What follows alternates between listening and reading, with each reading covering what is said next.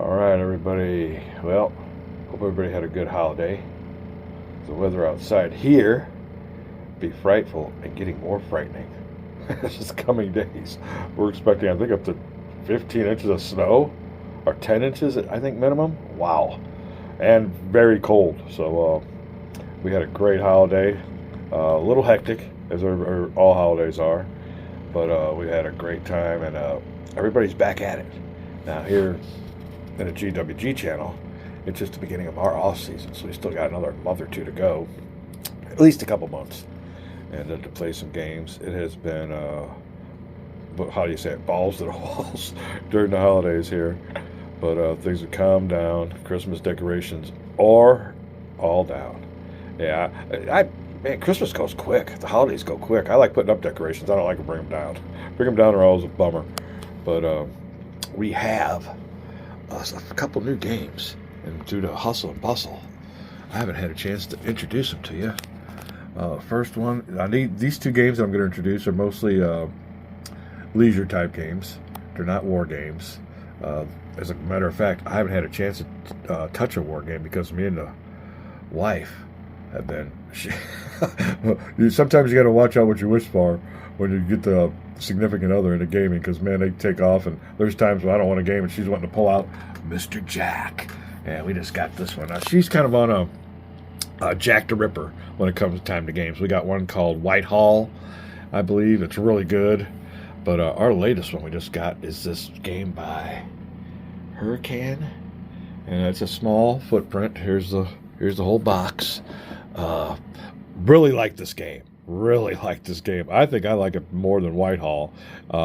Reason I like this game is it's simplicity, easy to set up, and it makes for really good gameplay. I'll give you it's just the premise of the game is that whoever Jack the Ripper was escaped to New York, and you're trying to find him. There you go, in New York, 1889. And synopsis on the back. We got it on here, right? No, we don't. Let's get over here. Here you go. There you go. This ain't a bad game at all. Here's your characters. Well, pretense of the game is that Jack's gone to New York. Here's your little map of Staten Island or something. I'm not really sure what it is, but he's up here, and he takes the identity of one of these characters here. I guess he's a master disguise. And that's where the game begins. You don't know which one of these characters he is, and he's trying to get off the island and escape. And you guys are trying to catch him. And it's pretty good the way they have the mechanics to find out who Jack is. But we have played. Me and the wife, I think she's all excited because she's won like 3 games, and I've only won 1 or 2. So we've played this thing at least a half dozen times.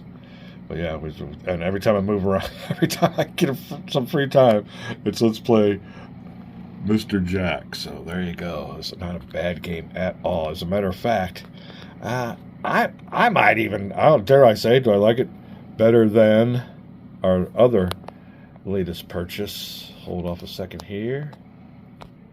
Plum Island Horror. Yeah, we went up there, and we had a bunch of gift cards, and took the plunge on this one. So we done played that Mr. Jack game about 6 times.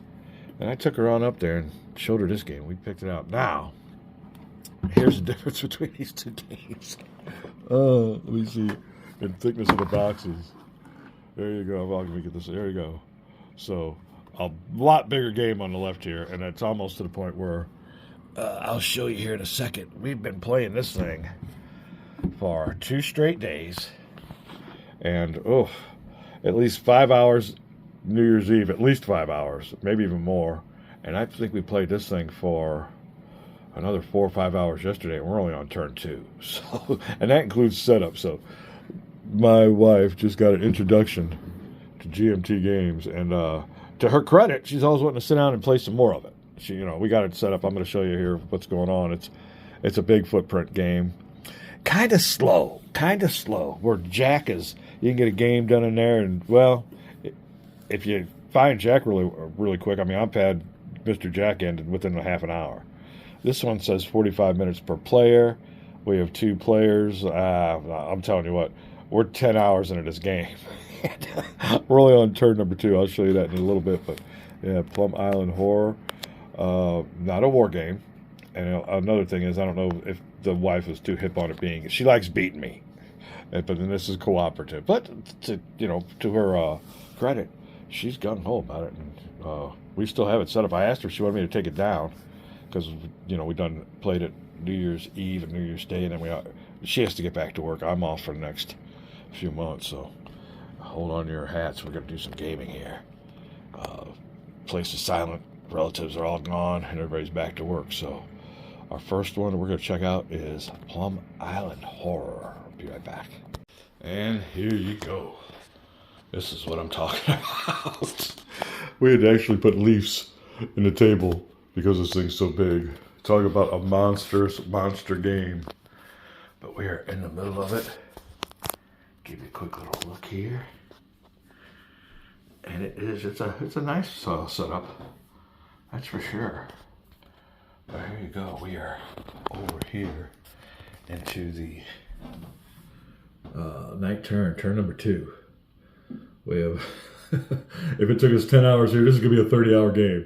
But like I said, we had to set it up and everything, so maybe it'll go a little bit quicker. But yeah, we still have 4 more turns to do on this sucker. There you go. A little bit of a look. You have your little faction cards. These are people that are trying to deal with the oncoming monster onslaught. We really haven't gotten into too many of them. The ones that have appeared, we were able to pretty much take out fairly easily. Although, little wife had one of her guys get killed, and that's one of the ways you can lose the game is by having one of these factions eliminated. But another way is to get civilians trapped on the island. In this game here, that was one of the first things we got was our mandatory evacuation points track, and we've done reached that. So we got all the civilians we need to get off the island, which is kind of we're wondering if there's everything to it, if we're doing everything right, because we got all civilians off the island. There's a lot more in there, and I don't see a penalty for these guys getting eaten up by monsters or anything. So we got our 37 off. There's some special civilians with special abilities. There's all kinds of stuff going on here. But yeah, we're wondering what to do. We hit that right away. We seen that was a way that the monsters could win. It's called the O humanity. If you're not too humane, not wanting to get the people off the island, you suffer a penalty. And another way you could lose the game is for these tracks to get all the way down to the lose game mark. There you go. Game over. And so far, like I said, we're only in our 2 turns. It don't seem to be too hard, but we got a lot of these. Each one of these little squares that represent a group of mutants or monsters.